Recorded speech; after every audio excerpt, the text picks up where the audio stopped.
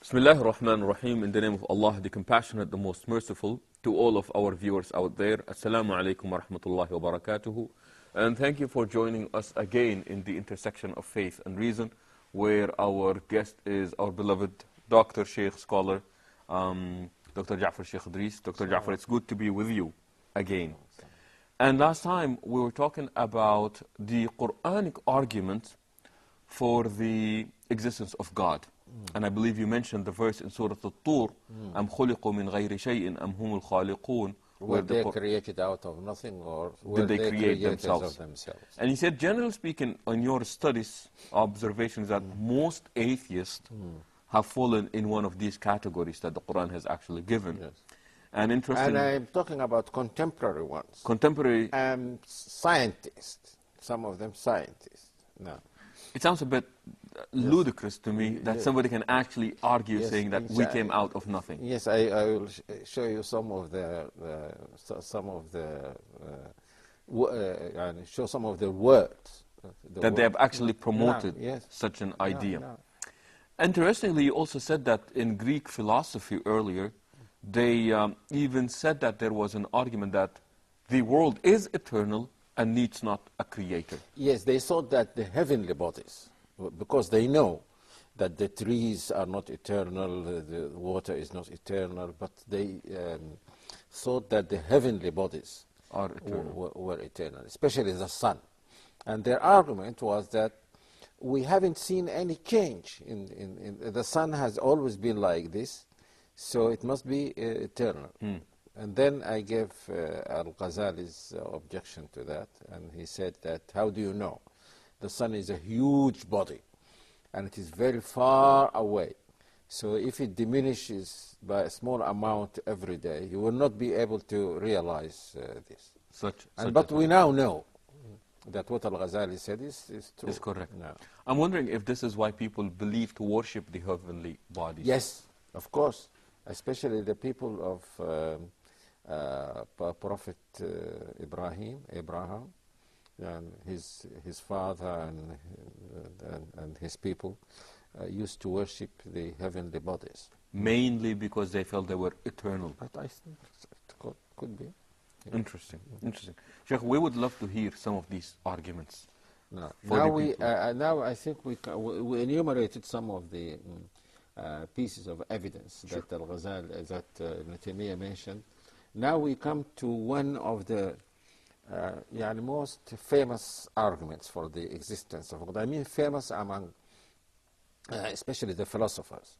And it was famous even among the Muslim theologians and Christian and Jewish theologians. The argument took many forms, was formulated in many ways, and some of the formulations were wrong. So people thought that because the formulation is wrong, the argument is false.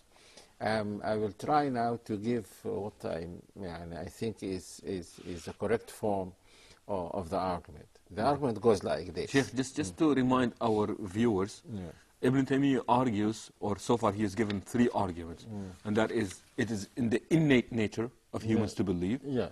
And then he spoke about ayahs, or the signs. Now it's a cosmological argument. He says that there is a difference between the cosmological and the ayah, as I said last time.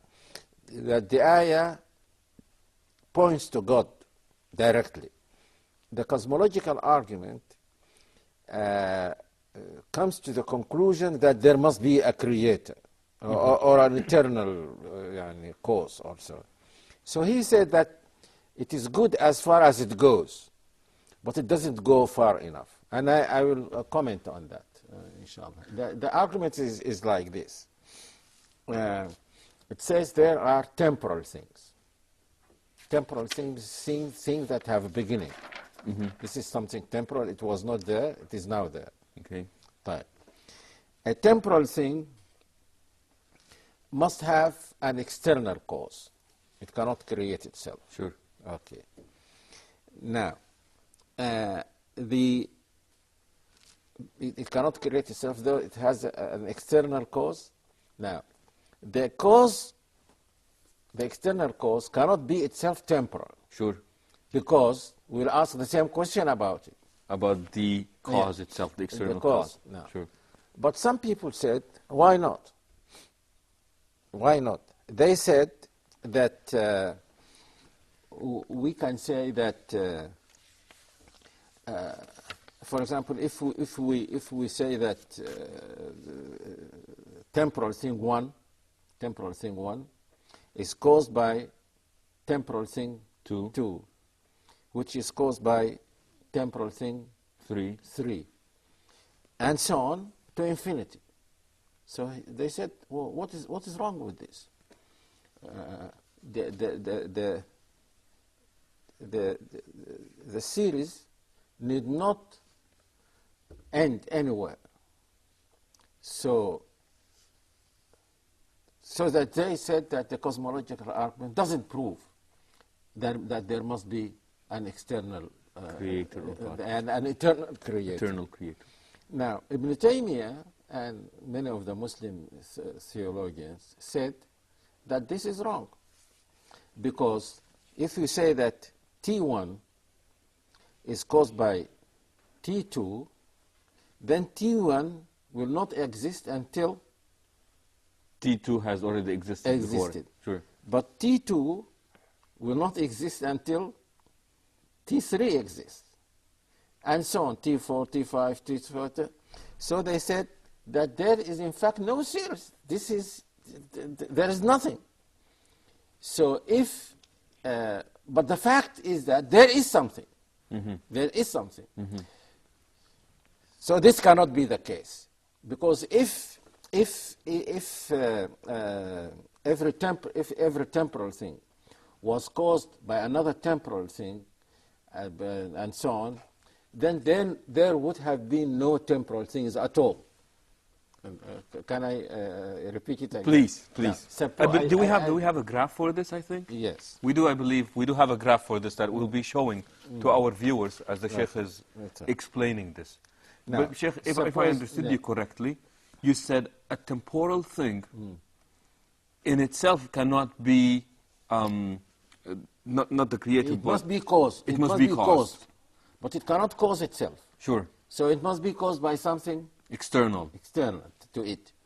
If that something external is self-temporal, it will have to be required that something else has caused it. Now, in a book that I wrote in Arabic about this, I likened this to a poor person who is found to be in possession of $1 million. Mm-hmm. We say, you are a poor person. Where did you get this money from? He says, I got it from person 2. But that person 2 is also poor. Where did you get it from? Where did you get it from? Person 3, who is also poor. So this will not, even if we go for 1,000 or 1,000,000 persons who are poor, that will not solve the problem where the $1 million came from. Because they're all individually are not capable of... No. So unless someone says, I robbed a bank or so, then that will solve the problem. But if the police is investigating the matter, he will not be convinced if every poor person refers him to another poor person and so on.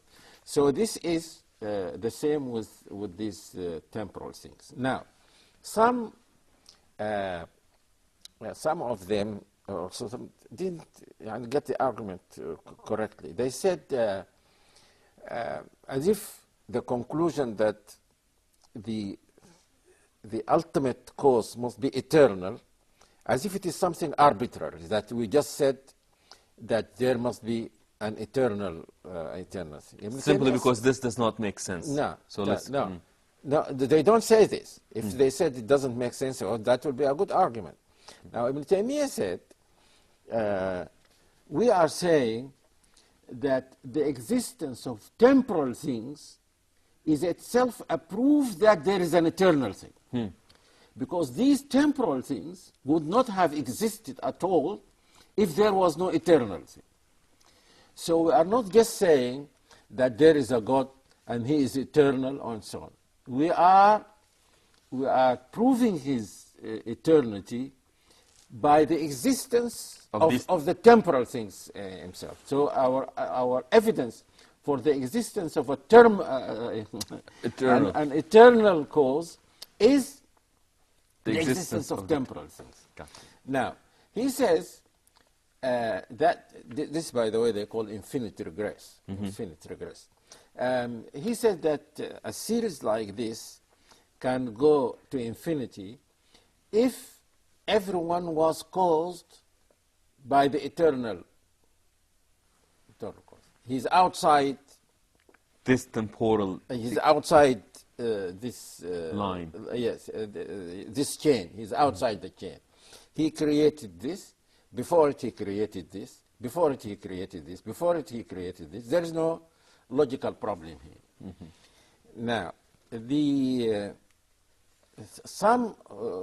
one a very famous physicist said, "I have an alternative. It doesn't need to go this way, this in way, a chain. in a chain to infinity.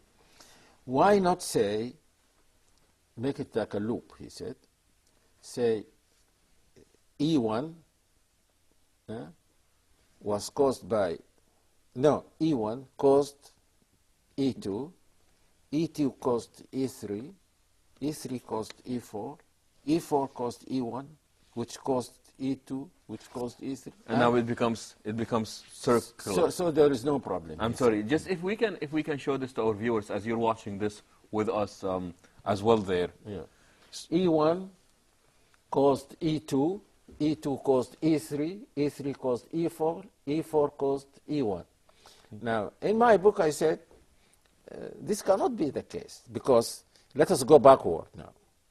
Let us go backward. Okay. Say E1 was caused by, E1 would not have existed Had it not been for E4. E4, and E4 would not have existed, Had it not been for E3. and same with E2, the same with E1. So nothing exists.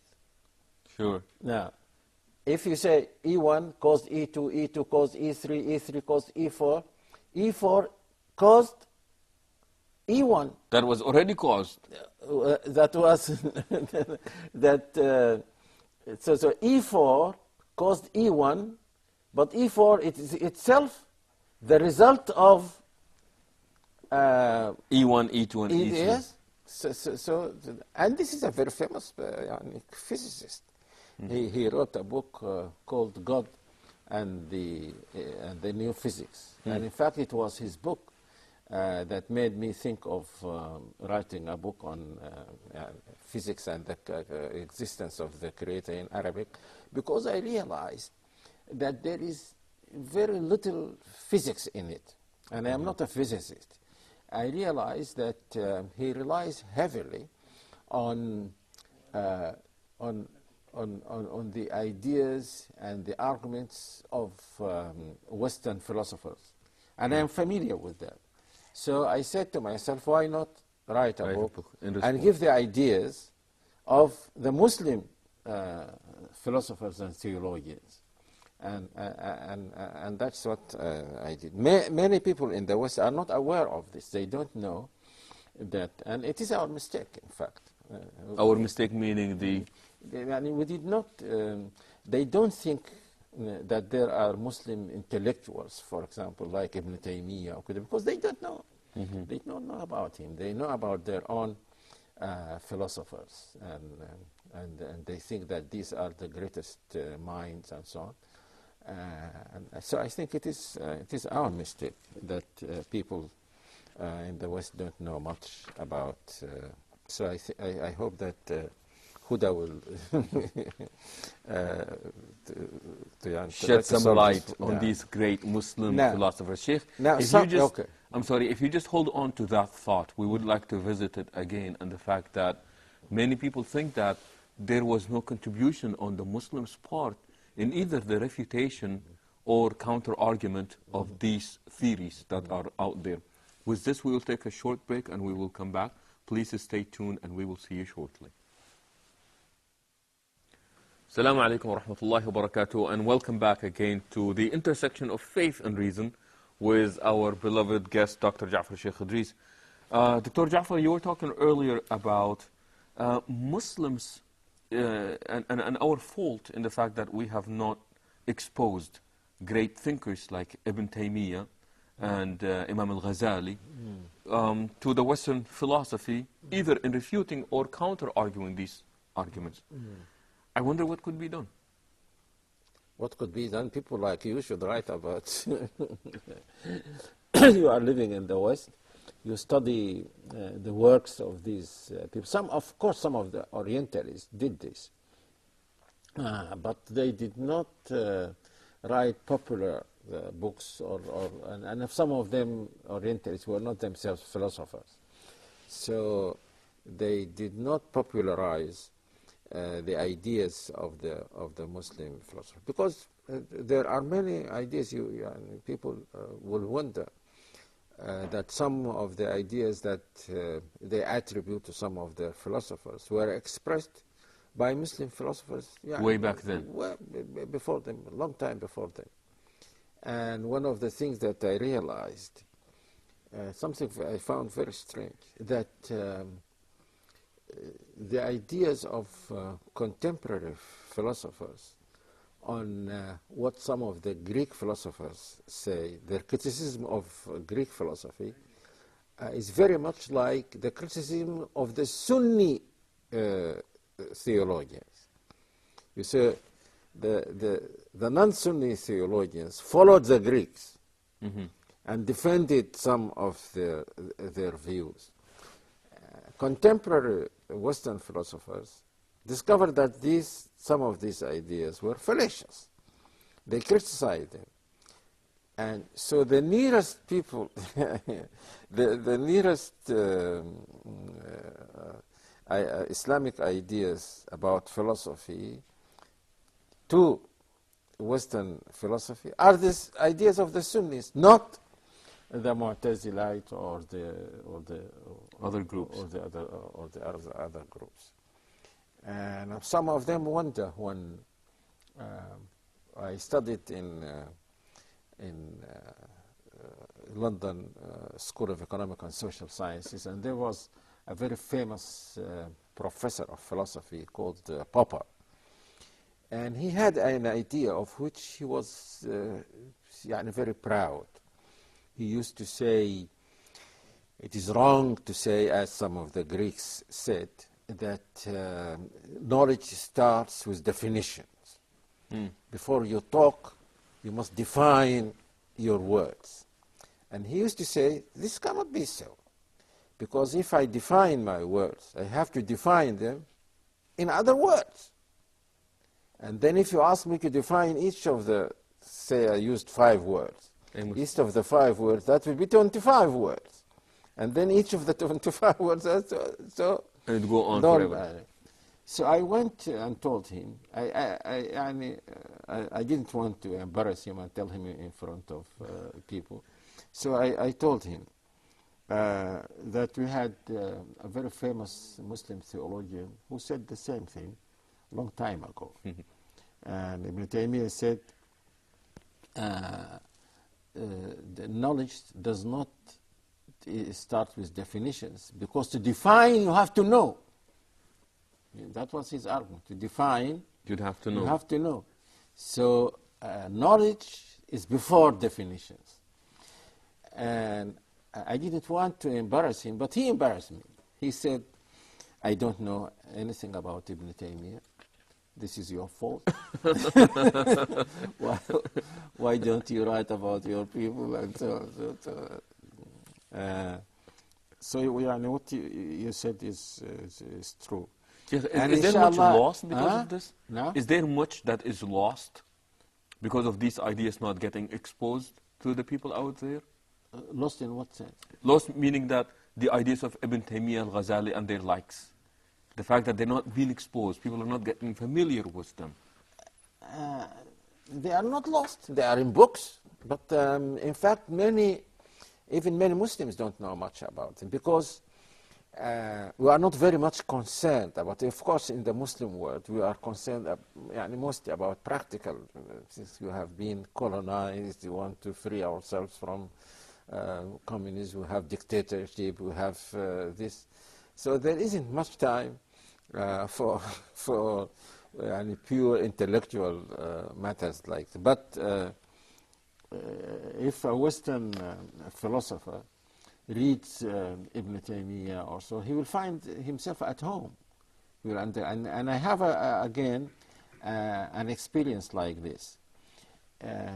One professor of philosophy visited us in the University of Khartoum, and he asked me, I gave one of the students something near distinction, but slightly less. He said, why don't you invite him and argue, and discuss this matter with him, and give him these 2 or 3 marks. And please make it in English. The course was in Arabic. And I invited him. This man is now the Minister of the Interior, Dr. Zubair Bashir. Did you give him the marks? Yes, we started talking. Al-Ghazali, Popper, Ibn Taymiyyah, Kant, and he was very impressive. The student? The student was very impressive. And when we finished, and he went out, he said, of course you give him this. Well, and another colleague was also in the Department of Philosophy, was British, and he said that the thing that he learned, the most valuable thing that he learned by being in the Sudan and in that department, is that he said that the human mind is the same. We in the West sometimes think, in fact, some people in the West used to think that even logic is something Western. Interesting. And a famous Orientalist like Montgomery Watt said something about the Arabs, that for them contradictions don't mean any much. In fact, if there are contradictions, this is a sign of richness, and so on. And of course, this is totally wrong. So it is, I think, to some extent, it is our mistake. Now, can we go, we're talking about the cosmological argument. Yes, we are. And I said that I presented what I thought was the correct formulation of the argument. But there are wrong formulations. Some of them are very famous. For example, someone says, everything has a cause. Okay. Then the atheist will say, well, if everything has a cause, then God has a cause. Because God is something. And he's right. If you say everything has a cause, God is something, then he must have a beginning, a cause. A cause. So that destroys your argument. The correct thing is to say, and every event has a cause, or every temporal thing has a cause. Not everything has a cause, because an eternal thing doesn't have a cause. If something is eternal, this means that it depends for its existence on itself, and that's what is called in Quranic terminology qayyum. Qayyum, they say, who is self-sufficient. He doesn't need something from outside himself to depend on. And this is one of the attributes of God. Yes. That are mentioned in the Quran. Now, Ibn Taymiyyah said about the cosmological argument, as I said earlier, that it doesn't go far enough. Because the only thing that it proves is that there must be an eternal cause. It points out, generally speaking, but it does not specify. Yes, and in fact, what he said, the same thing was said by some Western philosophers who criticized the cosmological argument. Some of them said, then, yes, okay, the conclusion is that there must be an eternal cause. Why should that be God? Sure. Yeah. Why can't it be this or that? Now, in my book, I said that we can go from that conclusion of the cosmological argument to the other attributes of the Creator.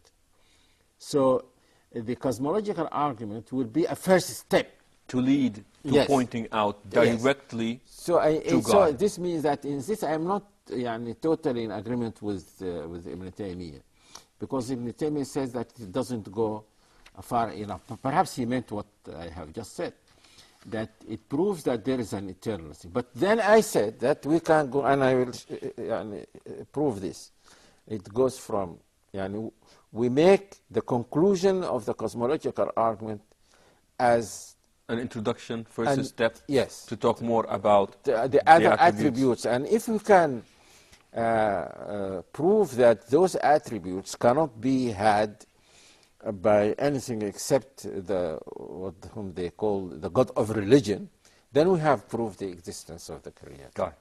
Sheikh, this is getting better and better, and time keeps going faster and faster by as this argument is getting there. So inshallah, with this we would come to the end of this episode of our program, hoping that you would join us again next time, as we will be talking about the attributes of God as presented in the Quran. With this we say Assalamu alaikum wa rahmatullahi wa barakatuhu, and so long.